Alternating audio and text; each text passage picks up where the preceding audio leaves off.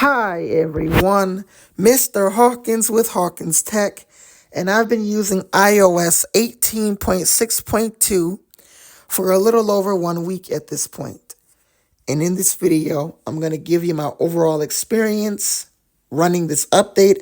I'm going to talk about my battery life, battery health, and performance, and I'm going to share a Geekbench score on both my iPhone and iPad during the video as well. But first, let's take a look at the Apple event invites that we got this past week, as we finally got invites for the Apple event on September 9th, which is when we can expect to see it.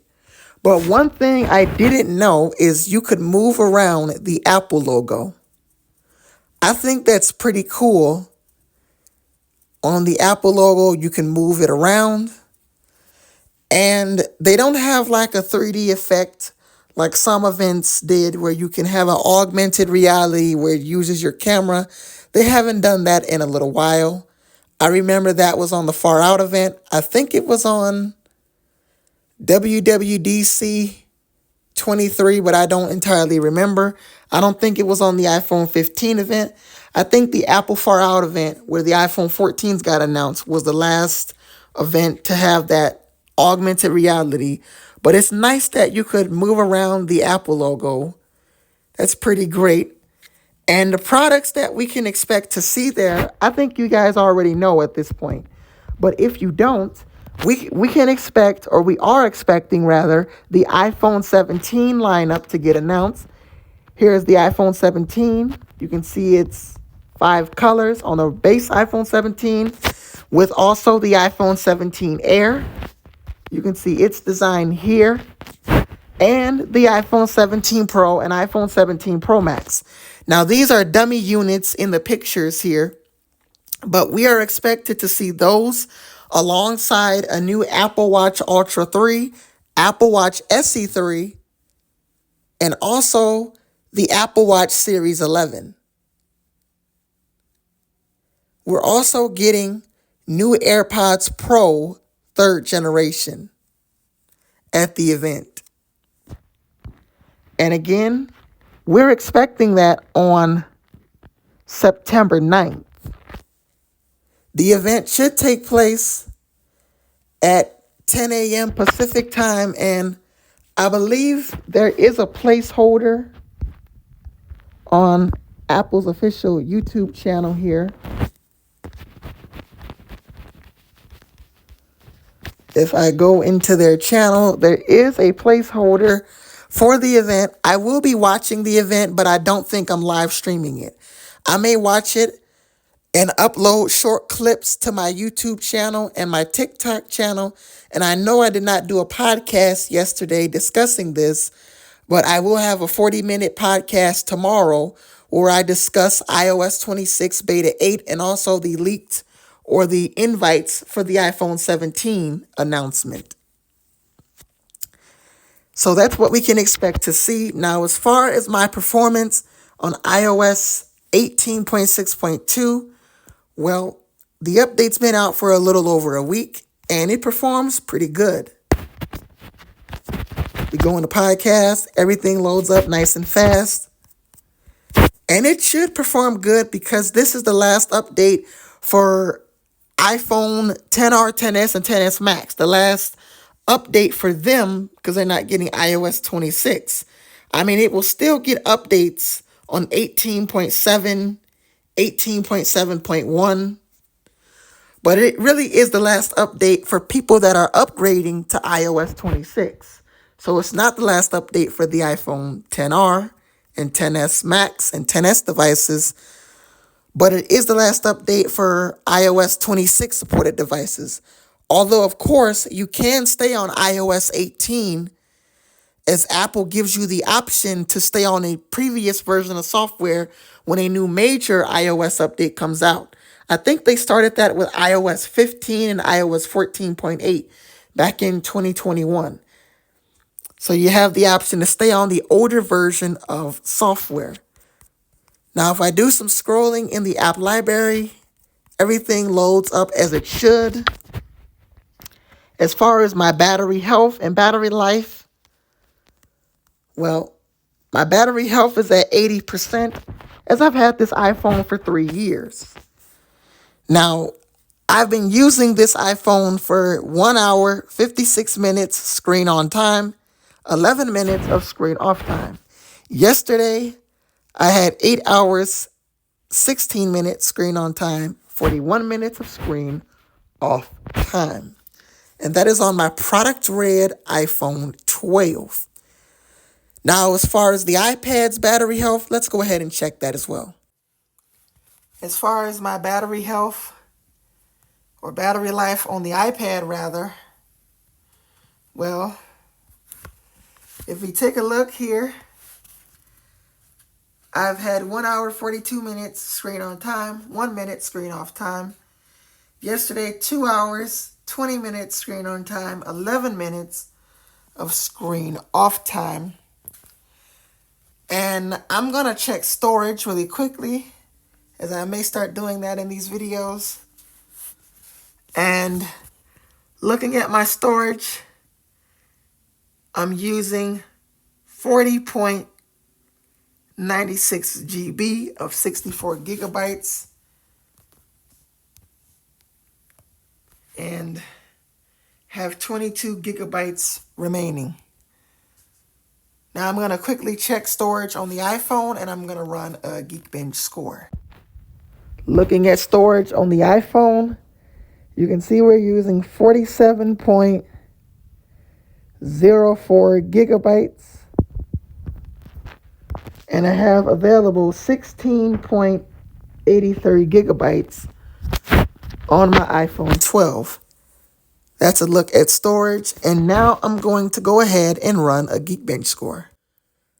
Geekbench completed, and on my iPhone, I scored 2,061 for single core, 4,576 for multi-core. And I believe I ran it when iOS 18.6.2 came out, although I might have shared that in last week's video. But on here, I scored 2064 single core, 4485 for multi-core, and that is from last week. Taking a look at it on the iPad, I scored 2089 for single core, 4930 for multi-core, and if we go into last week's score, I scored 2096 single core, 5079 for multi-core. As far as what's next from Apple, well, beta testing for iOS 26 has ended. We are now done with receiving betas from iOS 26. It felt like it went by super fast from June 9th all the way till now. We got beta 8 earlier this week, so the next thing I would expect is an RC. And that I would expect not next week, but the week after next, which is after Labor Day week. I would expect that on Tuesday, September 9th, because as I discussed earlier, the Apple event, which is called All Dropping, which I forgot to mention, is scheduled for Tuesday, September 9th. And I will be making videos about it. I won't be live streaming it, but I will have short clips to put on YouTube and TikTok, exactly similar to what I did with WWDC 25. So we can see the iPhone 17, 17 Air, 17 Pro, 17 Pro Max, also the iPhone or Apple Watch SE 3, Apple Watch Ultra 3, Apple Watch Series 11, new AirPods Pro 3, all get announced on Tuesday, September 9th, 2025. Shortly after that event, at around probably 12 p.m. Central Time, or 12 p.m. Pacific Time, or even 2 p.m. Central Time, or 3 p.m. Eastern Time, we can see iOS 26 RC, or that would also be 1 p.m. Mountain Time. That would be probably an hour to 2 hours after the event. We could see iOS 26 RC. Now, I may not be able to watch it while it's in live like I did for WWDC, but I will watch it and I will have video clips of the event to share on my YouTube Shorts and my TikTok as well.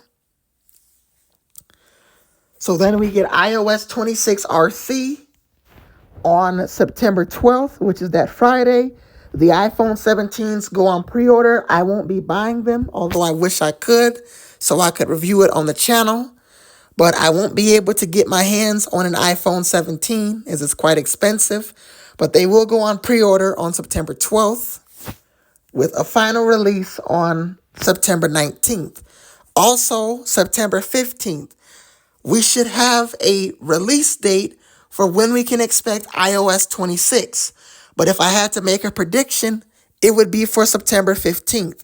I think iOS 26 with the Liquid Glass UI, updated control center, and the new Photos app will come out on Monday, September 15th. And the day before that, I will have a video out showing you how to prepare to update for both the iPhone and the iPad. So we have a lot to look forward to this coming September with the new iPhone 17s, iOS 26. And of course, I will record all of the videos and go through all of the details and put it on my YouTube channel, Hawkins Tech. And we now have 320 subscribers. I did have 321, but I guess I'm back down to 320. But we are still on a goal to reach 330 subscribers. Hopefully, we can get there by the end of Labor Day week. So, hopefully, we can get there by September 6th or September 5th even. We can get to 330 subscribers. If you like the content that you see, make sure you like, comment, and subscribe.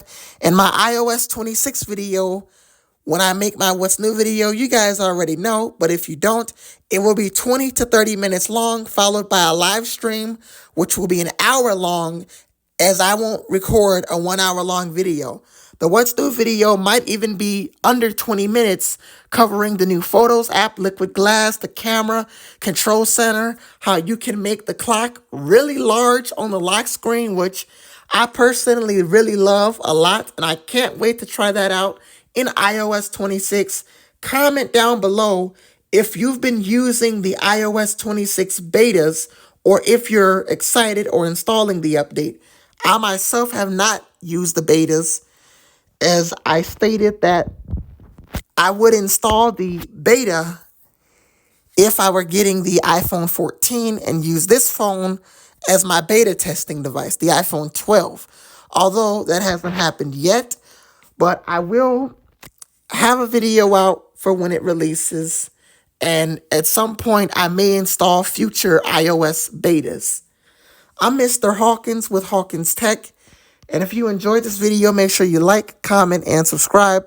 I will see you guys in the next video. Peace.